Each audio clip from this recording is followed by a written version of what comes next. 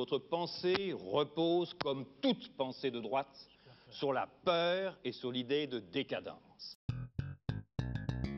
Moi, je voudrais parler d'Alain de Benoît. Oui. Après tout, la nouvelle droite, c'est plus ou moins identifié à son nom.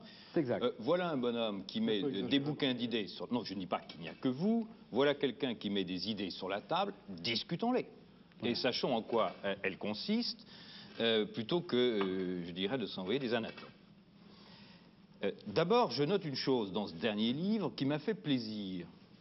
Alain de Benoît, prudemment, laisse tomber tout le biologisme, toutes les métaphores para-pseudo-scientifiques dont il s'embarrassait un peu avant. Ce qui d'ailleurs peut embarrasser un peu les jeunes chefs du club de l'horloge. Pas les métaphores. Attendez, je dis par là, vous dites fort bien et fort prudemment qu'on a insisté là-dessus, que ce n'est pas le vrai débat.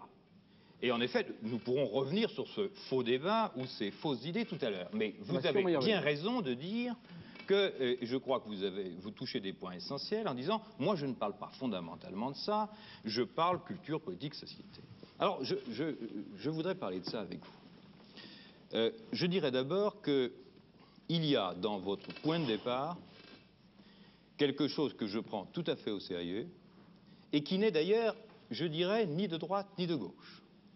Je veux dire que vous êtes quelqu'un, comme la plupart d'entre nous, qui réfléchissait dans une société, dans une culture où il n'y a plus des garants absolus. Absolument. Les dieux, la nature, l'histoire, les droits de l'homme, tous ces absolus, ça n'existe pas. Ça n'existe plus, pourquoi? Parce que nous qui avons été les dominateurs du monde, nous ne le sommes plus.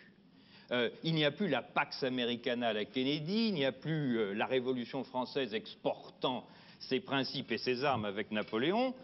Et nous sommes dans du relatif, et nous sommes aussi environnés de gens, d'États, de nations, de groupes qui disent « moi je suis chiite, moi je suis ceci, moi je suis cela », des Khomeini, des Kadhafi, et vous dites « pourquoi pas moi ?» Bon, c'est-à-dire pourquoi est-ce que nous on serait les seuls à faire les ballots, à parler d'universalisme alors que tous les gens défendent leur spécificité. Et je dis, car je le pense profondément, ce serait une grande erreur de croire que Alain de Benoît et quelques autres représentent des gens égarés. Je dis qu'il y a beaucoup plus de gens qu'on ne pense, qui pensent comme ça. Je veux dire que le monde est plein de gens qui vous parlent d'identité, de spécificité, de communauté, à gauche, à l'extrême gauche, partout, et que s'ils s'écoutaient parler, ils s'apercevraient souvent que la nouvelle droite, elle est beaucoup plus répandue qu'on ne le croit. Alors la question que je pose est celle-ci, et c'est là qu'on atteint, je crois, les problèmes sérieux. Nous sommes tous dans du relatif, nous sommes tous des gens qui pensons que l'histoire, est-ce que les hommes la font? Et que, comme vous le dites, l'homme est un être historique, et sûrement pas biologique. Bien. Alors voilà où maintenant passe la ligne, car elle existe entre la droite et la gauche, et ce n'est pas des problèmes de culture. C'est que vous nous dites, et vous voulez nous faire un monde qui est un monde du moi, un monde du nous, fermé, s'opposant à d'autres, un monde de sectes, un monde de guerre, un monde d'exclusion. Tandis que la gauche vous dit, nous sommes pour la diversité, nous sommes pour la complexité, nous sommes pour la pluralité.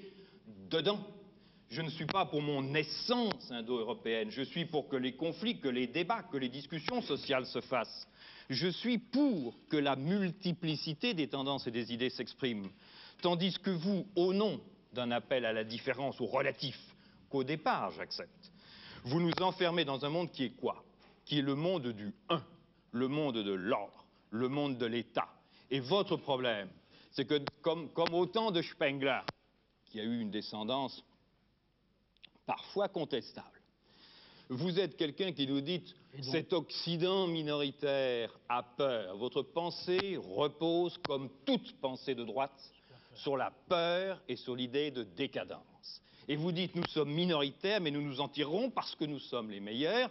Écartons tout ce qui nous affaiblit, soyons forts, soyons durs, plus de femmes, plus d'écologistes, plus de gens mous. Soyons durs, le crâne rasé, à la Monterland, et en avant pour défendre l'Occident qui est devenu minoritaire dans un monde de nationalisme déchaîné. » Bon. Bon, je voudrais... Benoît, répondez. Et j'ajoute un mot ceci, oui. J'ajoute un mot ceci, oui. Pour éviter un malentendu, et préciser ma pensée, et vous donner l'occasion de préciser la vôtre. Évidemment, personne ne peut s'empêcher de se poser la question, quel rapport entre tout ça et ce qui s'est passé il y a un demi-siècle? Et ce que je pense est ceci, c'est que ce qui s'est passé dans les années 30 est venu d'une crise économique, et c'est donc sur le plan économique qu'un mouvement qui s'est même appelé national-socialisme s'est formé. Et ce à quoi vous réagissez, c'est pas ça.